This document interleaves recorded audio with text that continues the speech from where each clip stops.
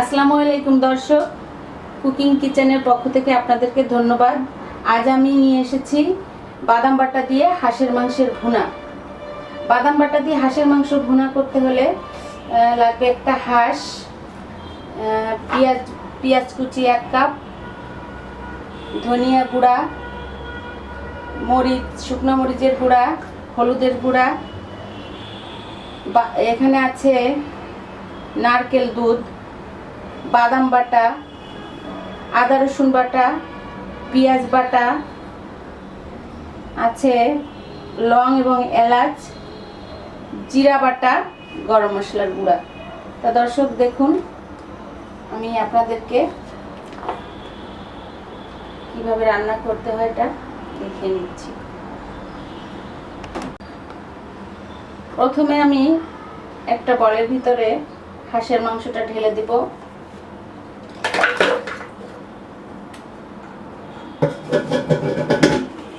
একে একে মশলাগুলি আমি মাংসের ভিতরে দিয়ে দেব।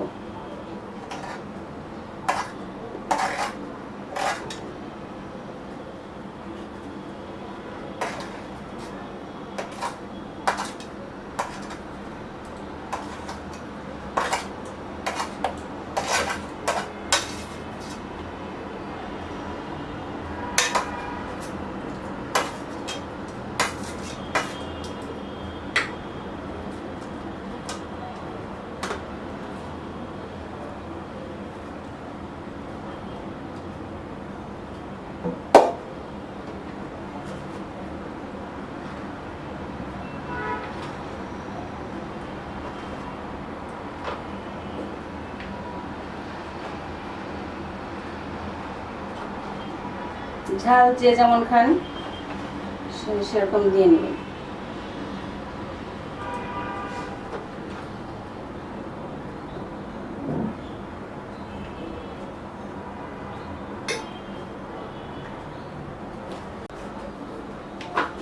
লবণ যে যার মতো স্বাদ মতো দিয়ে নেবেন। লবণ পরিমাণ মতো দিয়ে দিবেন।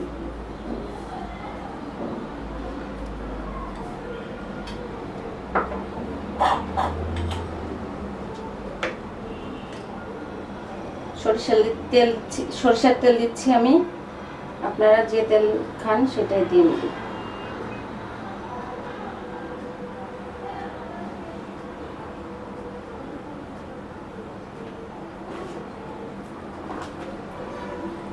সুন্দরভাবে হাত দিয়ে এটা মাখিয়ে নিতে হবে। হাত দিয়ে মাখালে এটা ভালোভাবে মাখা হবে।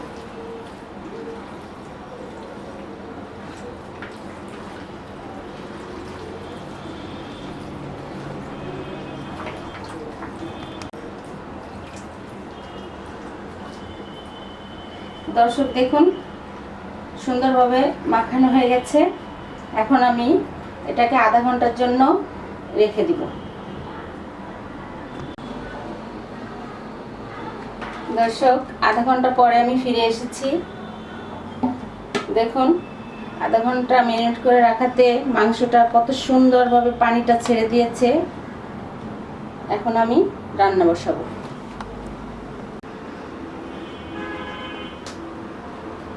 প্রথমে আমি চুলাটা অন করি।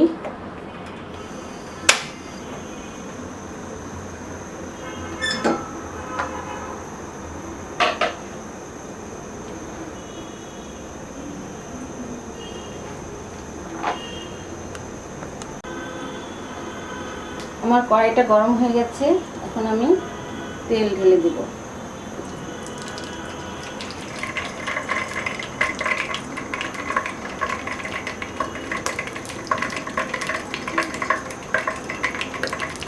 পেঁয়াজ,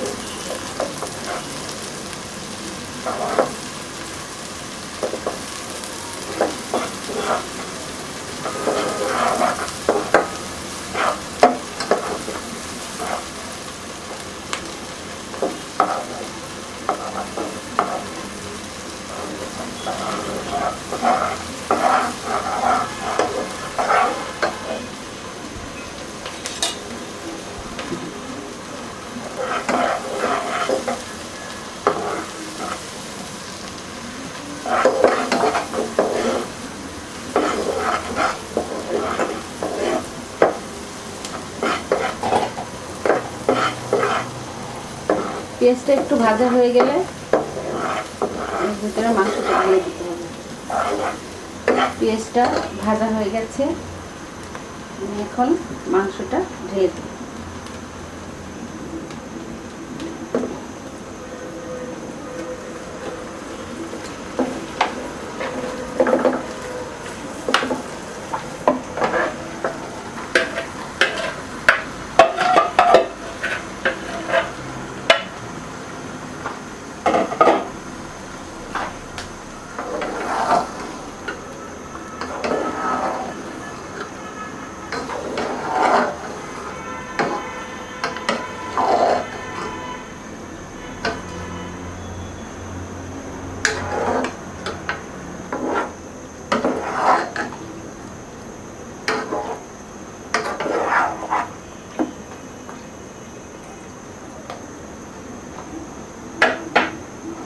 কিছুক্ষণের জন্য ঢাকনা দিয়ে ঢেকে দিই।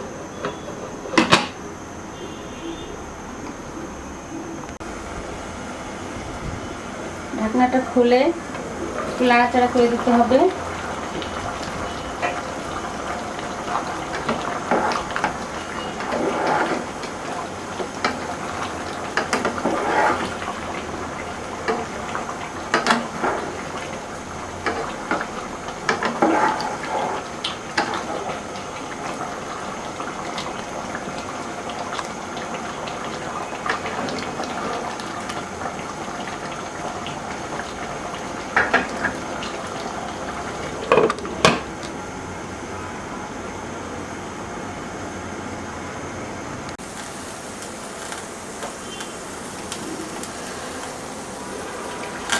মাংসটা কষানো হয়ে গেছে, ভালো করে একটু নাড়াচাড়া করব।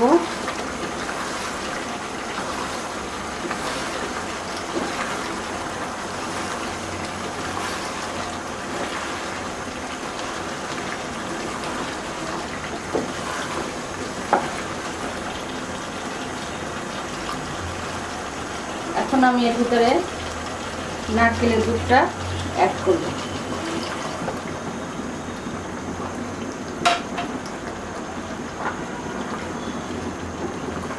দেখেন দর্শক, নারকেলের দুধটা দেওয়ার পরে কত সুন্দর কালারটা আসছে।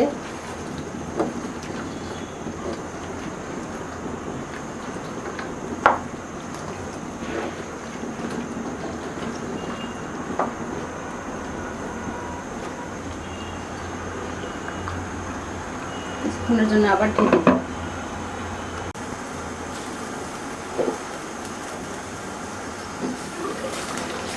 দেখুন দর্শক, নারকেল দুধ থেকে কত সুন্দর তেল বের হয়ে আসছে।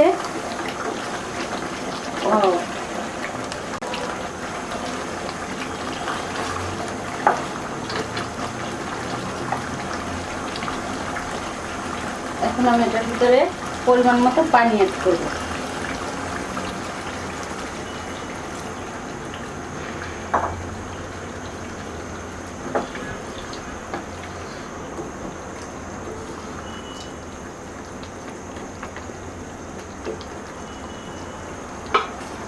আবার ঢাকনা দিয়ে ঢাকা দিই।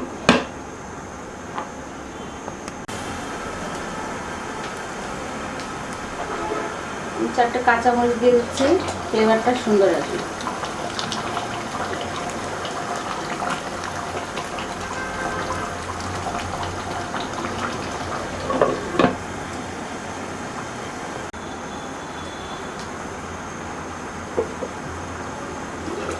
আমার রান্না হয়ে গেছে, দেখুন মাংস থেকে তেল বের হয়ে আসছে। এখন আমি গরম মশলার গুঁড়োটা দিয়ে দেবো।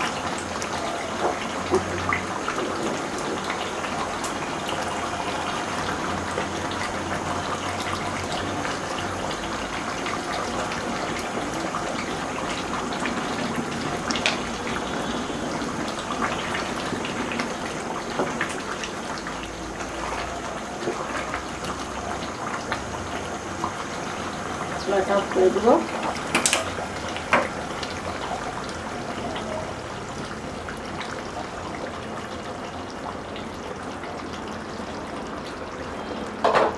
নামিয়ে ফেলবো।